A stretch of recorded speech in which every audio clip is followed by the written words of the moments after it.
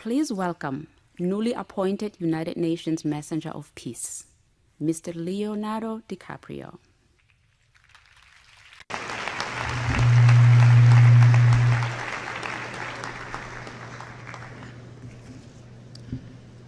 Thank you, Mr. Secretary General, Your Excellencies, ladies and gentlemen, and distinguished guests. I am honored to be here today. I stand before you not as an expert, but as a concerned citizen, one of the 400,000 people who marched in the streets of New York on Sunday, and the billions of others around the world who want to solve our climate crisis. As an actor, I pretend for a living. I play fictitious characters, often solving fictitious problems.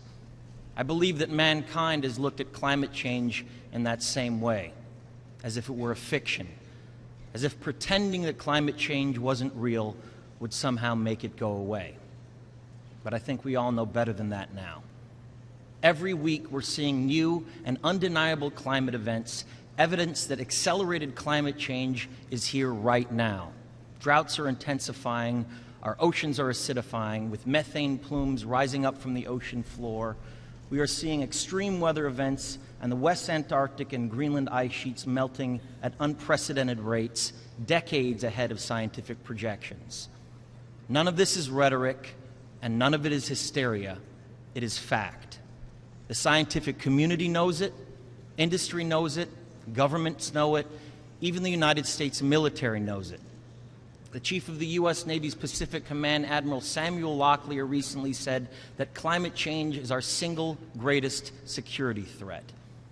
My friends, this body, perhaps more than any other gathering in human history, now faces this difficult but achievable task. You can make history, or you will be vilified by it. To be clear, this is not about just telling people to change their light bulbs or to buy a hybrid car. This disaster has grown beyond the choices that individuals make. This is now about our industries and our governments around the world taking decisive, large-scale action. Now must be our moment for action. We need to put a price tag on carbon emissions and eliminate government subsidies for oil, coal, and gas companies. We need to end the free ride that industrial polluters have been given in the name of a free market economy.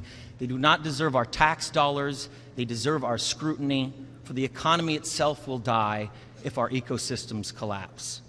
The good news is that renewable energy is not only achievable, but good economic policy.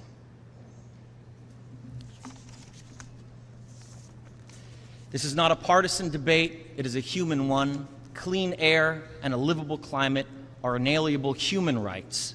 And solving this crisis is not a question of politics, it is a question of our own survival. This is the most urgent of times and the most urgent of messages. Honored delegates, leaders of the world, I pretend for a living, but you do not. The people made their voices heard on Sunday around the world, and the momentum will not stop. But now it is your turn. The time to answer humankind's greatest challenge is now.